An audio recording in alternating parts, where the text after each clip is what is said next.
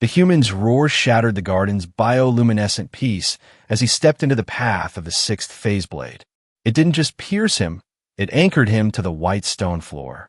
Red blood, hot and defiant, spilled across the pristine marble. Silas Thorne didn't fall. He simply waited for the assassin to realize that he wasn't letting go. How much of your own life would you trade for a stranger's child? I watched a man give it all without blinking. I need to know, would you have stood your ground like he did? Let's go back to where the blood first hit the stone. 8 hours earlier, Silas had been complaining about the weight of his dress uniform. The hardest part of his day was supposed to be enduring the matriarch's endless diplomatic reception without yawning. The clinical stillness of the Restoration sanctum was usually my sanctuary. But tonight, the air felt heavy, charged with a resonance that shouldn't exist. My primary medical drone hovered over the human's shattered torso, its cooling fan emitting a rhythmic, mechanical tink-tink-tink. It was the only sound in the room besides the wet, ragged hitch of Silas Thorne's breathing. I adjusted the neural scanners, my tendrils twitching with a frustration I couldn't suppress. The readings were a chaotic mess of spikes and valleys. Beside the pod, Matriarch Valeraine sat motionless, her chromatic skin a dull, bruised violet. She wasn't just watching, she was drowning in him.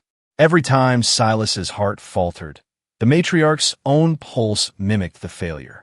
It was a bridge formed in the heat of violence, a neural entanglement that defied every law of our biology. "Healer," she whispered. Her voice lacked its usual sovereign resonance. "The sixth blade. I can still feel the cold of the phase steel in my own chest. He is stabilizing, matriarch," I replied, though the monitors lied to us both. I could see the trauma in her neural clusters, glowing like dying embers on the screen. The human's cellular repair rate was. The jagged spike on the terminal cut my thoughts short as the matriarch gasped, clutching her ribs exactly where the fourth blade had found Silas. This wasn't just empathy. This was a biological hijacking. I watched the red fluid, Silas called it blood, circulate through the transparent tubes. To Illuminite, blood is an inefficiency, a messy necessity of a primitive evolution. But in Silas, it looked like liquid fire. A sharp crack, the sound of a glass vial shattering in my trembling hand. I hadn't realized I was shaking. I looked at the human. He was a creature of soft tissue and brittle bone, yet he had survived wounds that would have vaporized Illuminite. Earlier that evening, he had been nothing more than a background detail, a tactical necessity for the Scion's safety. He was a guard hired for his lack of complexity. Blind. We were blind to the danger that moved between the shadows of the bioluminescent trees. The Crisval Alliance had sent an assassin with a phase cloak, a ghost designed to slip through our sensors. They targeted Scion Miri because she was the future of our bloodline. Silas had no sensors. He had no energy shields. He only had a pair of eyes that saw a shadow moving where there should have been light. The machines were screaming, but the real danger was just beginning. Wait until you see what the matriarch does when the council tries to pull them apart.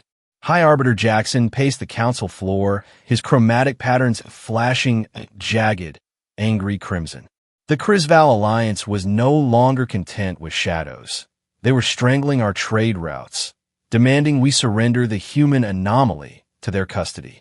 I stood by the matriarch's side, my eyes fixed on a dark smudge of garden soil on my pristine white sleeve.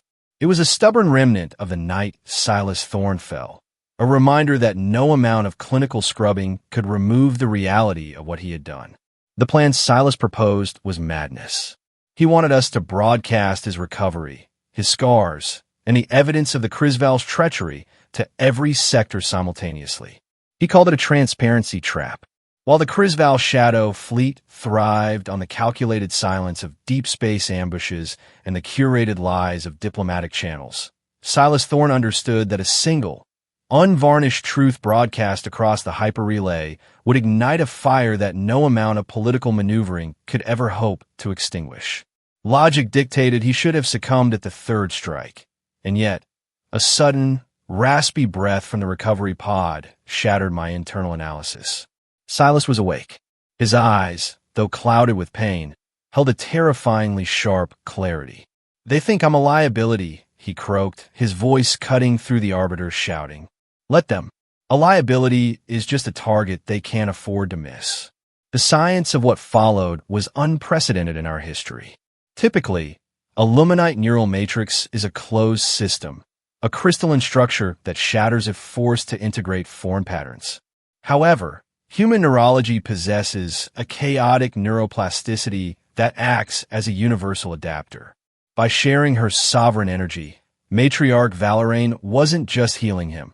She was rewriting the fundamental frequency of his consciousness to match her own. It was a dark mirror of our own evolution, a realization that our greatest strength, our purity, was also our greatest vulnerability. And then we were back in the garden. The memory surged through the bond, vivid and terrifying. We saw the sixth blade through Silas's eyes, a sliver of phase steel aimed directly at his heart. But the outcome we hadn't seen in the initial chaos was his hand. He didn't just take the hit. He grabbed the assassin's wrist, twisting the blade into his own shoulder to anchor the ghost in place. He did not break. The phantom pain made the matriarch scream in the present, but in the memory, Silas only growled.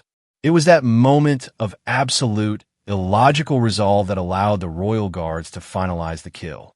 "You risked your sanity for a guard," Jackson whispered, staring at the matriarch as the broadcast concluded and the Crisval's allies began to desert them in real time. "No," Valeraine replied, her skin pulsing with a new, integrated light. "I invested in a future where we no longer have to stand alone." Silas Thorne eventually boarded his transport, his gait heavy but certain. He left behind a palace that looked the same but felt fundamentally altered. On his chest, the 6 thin white scars remained as a permanent, raised map of the night the galaxy changed. The marks caught the light of the setting sun, glowing like the very bioluminescence that had witnessed his sacrifice. The human scars were no longer wounds, but a silent language written in flesh. We'll be here tomorrow to see what other marks the stars leave on us.